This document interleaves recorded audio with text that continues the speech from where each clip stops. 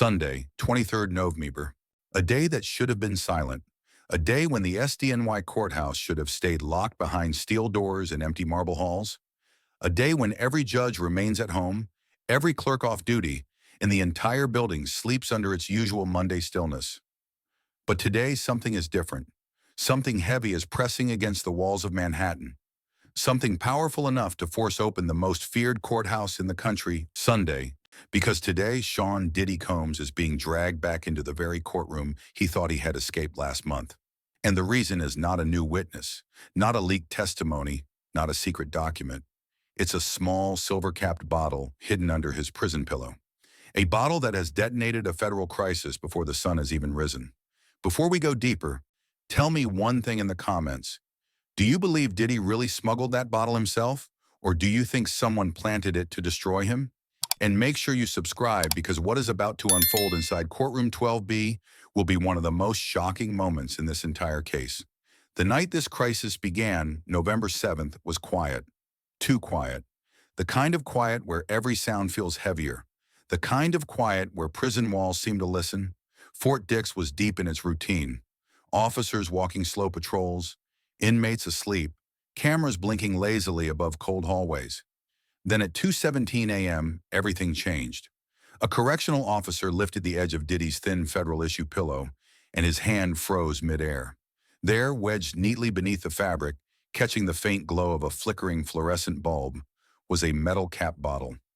Clear glass, cool to the touch.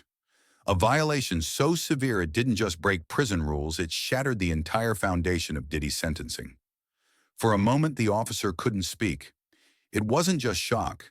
It was the realization that what he had found would explode through the entire federal system like a fault line ripping open.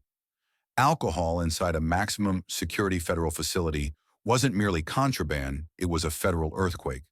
He didn't shout, didn't curse, didn't move fast. Instead, he reached for his radio with a slow, mechanical motion. Contraband found. High risk. Secure the unit. And with that one transmission, Fort Dix transformed. Doors slammed shut. A silent lockdown snapped into place. Supervisors rushed in with gloves and an evidence kit. Photos were taken. A chain of custody created. The bottle sealed inside a bag. Officers scribbled notes with shaking hands. And Diddy, sitting upright on his bunk, staring at the bottle in the officer's hand, didn't deny it. Didn't defend himself. Didn't say a single word. He just looked empty. Inside the surveillance room, officers rewound the cameras, then rewound them again. The screens were grainy, distorted by the early morning darkness, but patterns began to emerge. 1:58 a.m., a shadow passes the end of the hall. 2:03, a figure pauses near the cell entrance. 2:12, a faint hand-like movement near the mattress. 2:17, the discovery. Nothing clear enough to confirm a face, but everything clear enough to confirm danger. When the warden arrived, shirt untucked, eyes wide, he didn't need an explanation. "This goes to SDNY," he whispered, as though speaking too loudly might trigger an explosion. Because he knew exactly what this meant. Diddy wasn't just any inmate. He was the center of the most controversial federal trial of the year. An alcohol bottle under his pillow wasn't a rule break. It was a direct challenge to federal authority. By sunrise, the violation report was complete. By 7:00 a.m., it was transmitted to Judge Subramanian, the same judge who had shown Diddy mercy on October 3rd when he sentenced him to 50 months instead of the decade prosecutors demanded. Today, that mercy was gone. Completely gone. And that's when New York found out. Reporters outside the courthouse started whispering first. Why are the doors open on a Monday? Who ordered this? Is it Diddy? Within minutes, those whispers turned into news alerts. Cameras rolled. Microphones filled the cold November air. Crowds gathered behind barricades as helicopters circled overhead. Some people came out of curiosity, some out of anger, some out of fascination for a man whose life had spiraled from music mogul to federal inmate in a matter of months. Inside the underground garage of the courthouse, the place where high-risk federal defendants are escorted, Marshals stood shoulder to shoulder. Heavy boots, tight formation, hard expressions, and then the sound everyone was waiting for, the transport van rolling in. brakes hissing against concrete. Diddy stepped out slowly. His ankle chains clinked against the floor, each step echoing like a reminder of where he was and how far he had fallen. He didn't look up, didn't need to. He could feel the weight of dozens of eyes locked onto him, the marshals, the officers, the security teams all standing perfectly still, assessing him like he was no longer a human being, but a volatile threat. He walked forward, guided by two marshals. The hallway leading to the courtroom felt endless, the kind of hallway where the air grows colder the deeper you go. Halfway through, Diddy saw a familiar figure waiting against the wall, Mark Agnifilo, his attorney. But unlike sentencing day, there was no confidence in Mark's posture. His shoulders sagged, his tie was slightly crooked, and his eyes were filled with a kind of dread lawyers rarely show. "Sean," he whispered urgently when Diddy approached, "listen to me. Whatever happens inside, do not lose control. No reacting, no crying, no anger. If you break, they'll use it against you." Diddy swallowed hard, but his throat barely moved. Is he really going to? Mark didn't finish the sentence. He didn't have to. His silence said everything. The marshals pushed Diddy forward again, and then the courtroom doors opened. Courtroom 12B was already packed. Reporters sat shoulder to shoulder, pens trembling in their hands. Prosecutors sat with their files perfectly aligned, their faces calm, almost cold. And in the center of their table, placed like a trophy, was the sealed evidence bag containing the alcohol bottle. As Diddy walked inside, the entire room went silent. Not a whisper, not a gasp, just a deafening, suffocating silence. Then the back door opened. Judge Subramanian entered. His face was unreadable, his steps steady, his robe flowing behind him like a shadow. And when he sat down, the entire courthouse seemed to exhale all at once. He opened the violation file. And with that one motion, Diddy felt the ground beneath him shift. Because today was not a hearing. Today was judgment. Judge Subramanian didn't speak at first. He simply sat there, staring down at the violation report as if every page carried a fresh disappointment. The silence was so sharp it felt like it could cut through bone. Diddy could feel his pulse thudding in his neck, loud enough that he wondered if the people sitting behind him could hear it too. Mark sat rigid beside him, gripping a pen so tightly his knuckles turned white. Across the aisle, the prosecutors waited like statues, calm, disciplined, almost eager. The judge finally lifted his eyes, and the entire room seemed to lean in without meaning to. "Mr. Combs," he said, voice calm but edged with steel, "we are here today because of an incident that should never have occurred." The words fell with the weight of a verdict, even though the hearing had barely begun. Diddy swallowed, his throat tight, his hands cuffed together, trembling slightly against the defense table. The prosecutor rose smoothly, sliding a folder toward the judge. "Your Honor," she said, tone crisp, "the Bureau of Prisons has confirmed that a prohibited alcohol bottle was found concealed under the defendant's pillow at approximately 2:17 a.m. on November 7th. The item was secured, photographed, and logged with an unbroken chain of custody." She lifted the sealed evidence bag off the table, the glass bottle catching the courtroom lights with a cold gleam. "This is the bottle in question?" A ripple moved through the courtroom, journalists adjusting cameras. Pens scratching faster, quiet gasps from spectators. Diddy's stomach twisted. Seeing the bottle inside that evidence bag was like watching his own life shrink into a single object. "Place it on the table," the judge instructed. The prosecutor obeyed. The sound of the evidence bag touching the wood was small, but it hit like a hammer. Mark stood quickly, voice steady but strained. "Your Honor, before the court makes any determinations, I ask that we consider several key inconsistencies. The surveillance footage is unclear. There are gaps in movement logs. There are legitimate concerns." The judge raised one hand. Instantly, the room went silent. "Mr. Agnifilo," he said, "the standard for this proceeding is not beyond a reasonable doubt. The question is simply whether the prohibited item was found in the defendant's possession." His voice remained level, but the message was devastating. Mark's mouth closed slowly. His shoulders sank a fraction of an inch. Diddy felt his heart drop. The judge flipped to another page in the report. "Footage shows activity near Mr. Combs's bunk. Logs are incomplete. But what is not in dispute is this: when the bottle was discovered, Mr. Combs did not deny ownership. He looked directly at Diddy. A whisper of shock traveled through the room. Diddy shut his eyes, remembering the moment the guard lifting the pillow. The cold shock freezing his voice. The blur of adrenaline and fear. He hadn't said anything. Not yes, not no. Just silence. And now that silence was being turned into a confession. The prosecutor stepped forward again. Your Honor, this is not a minor violation. This is a direct breach of federal regulations by an inmate recently convicted on serious charges.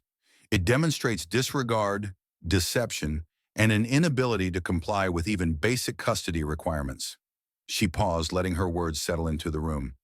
The government recommends the maximum allowable consequence. For the first time, Diddy's breath faltered audibly. His chest tightened as though a belt had been cinched around his ribs. He turned slightly to Mark, who whispered, "Don't break, Sean. Hold it together." But the trembling in Diddy's hands grew worse. The judge closed the report softly but with unmistakable finality. "Play the footage." The lights dimmed. The courtroom screen flickered to life. Grainy clips appeared, shadows slipping down hallways, faint movements near Diddy's cell, a flicker of static, then the moment the bottle was discovered. Even though the footage was imperfect, the energy in the room shifted. The judge watched without blinking. The prosecutors remained still. Mark's jaw tightened, and Diddy felt every second pierce deeper into his chest. When the video ended, the judge exhaled through his nose, a slow, heavy breath. Not angry, not frustrated, worse disappointed, deeply disappointed. The doors at the back of the courtroom opened softly. Heads turned. A figure stepped in quietly, Cassie. She moved into the back row, her expression tight, her eyes red as though she hadn't slept. Diddy saw her and froze. Of all days, all moments she was here, watching, witnessing the worst moment of his life. Her presence didn't calm the judge.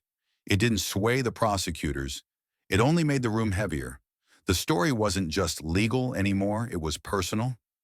Judge Subramanian leaned forward slightly, resting both hands on the bench. "Mr. Combs," he said, voice unshaken, "this court showed you restraint on October 3rd.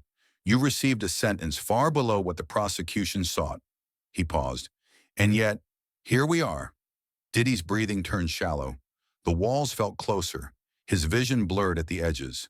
The prosecutor stepped forward again.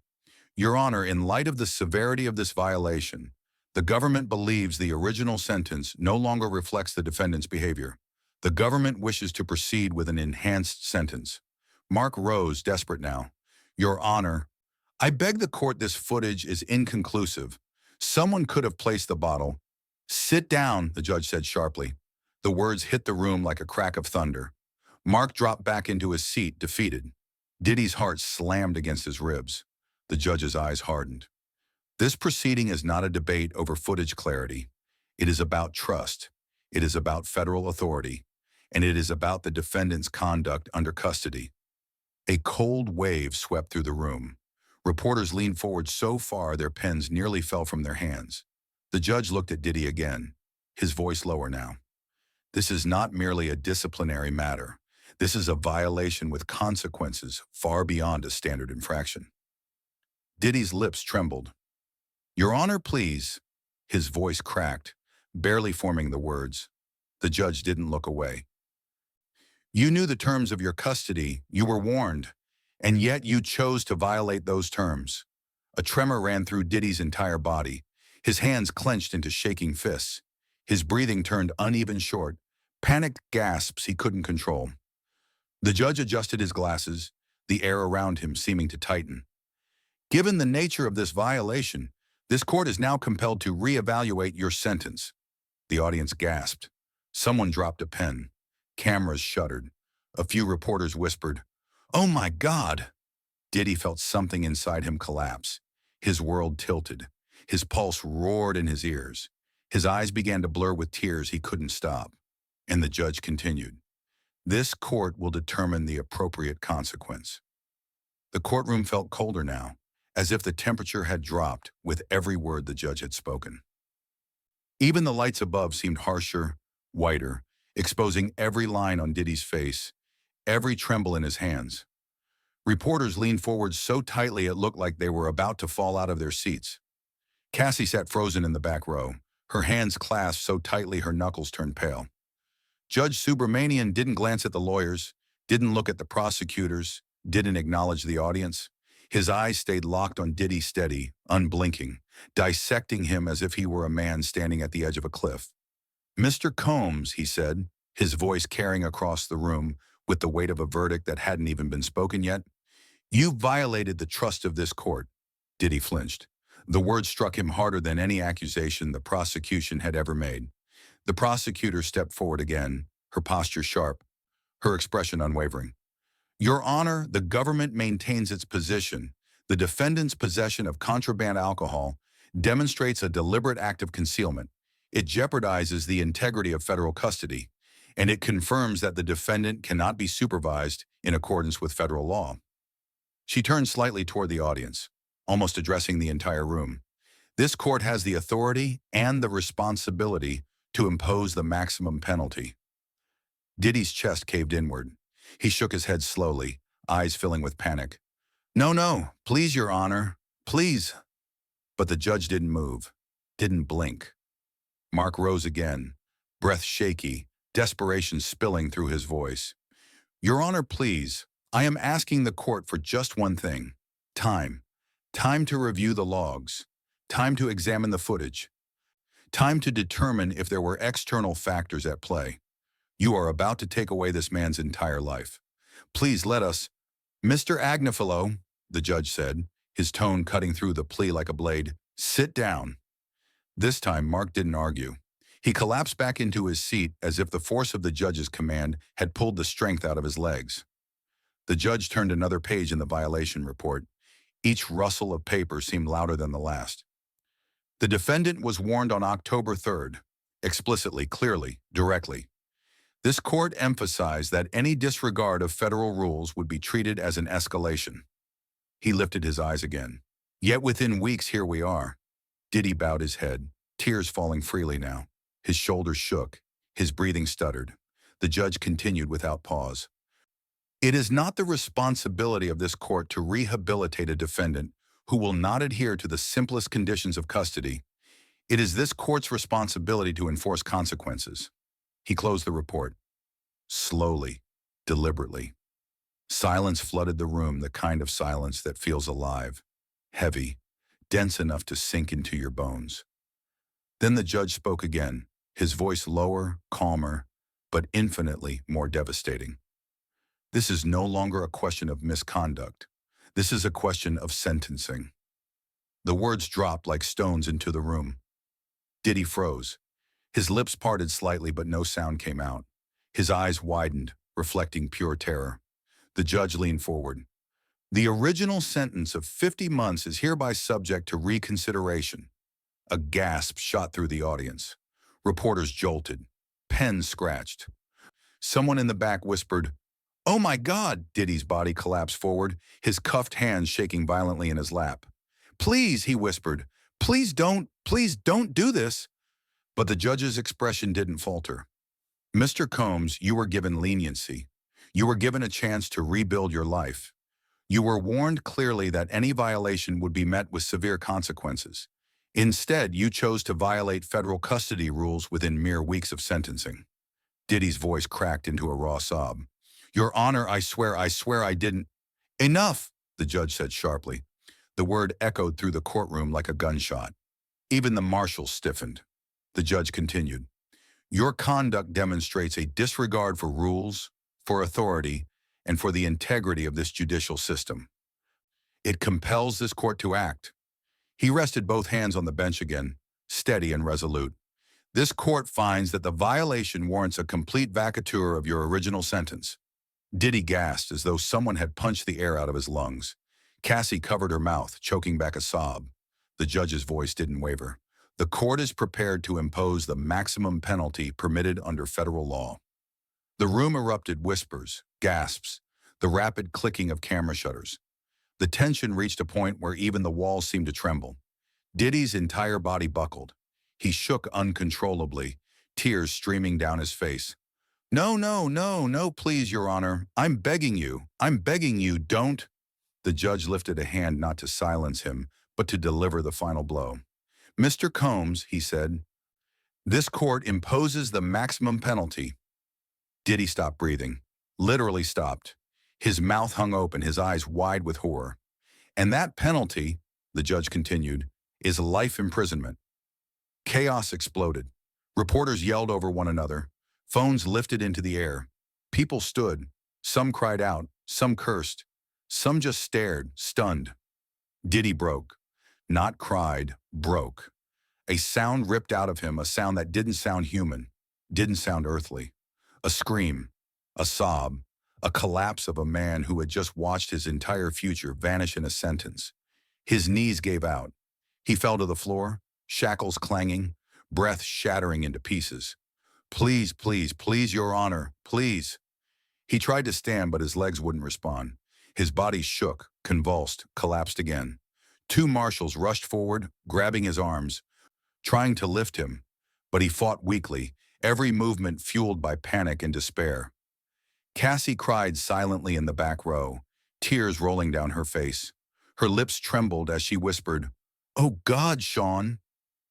The judge stood. "Court is adjourned." One strike of the gavel. Sharp. Final. The marshals dragged Diddy toward the rear exit as he sobbed uncontrollably, each cry echoing through the room like the ghost of the life he once had. When the doors slammed shut behind him, the entire courtroom was left in stunned, breathless silence, every person realizing they had just witnessed the moment Sean "Diddy" Combs lost everything forever. If you want more shocking courtroom breakdowns, real-time updates, and deep-dive justice stories, make sure you like this video, subscribe, and turn on notifications. You won't want to miss what comes next.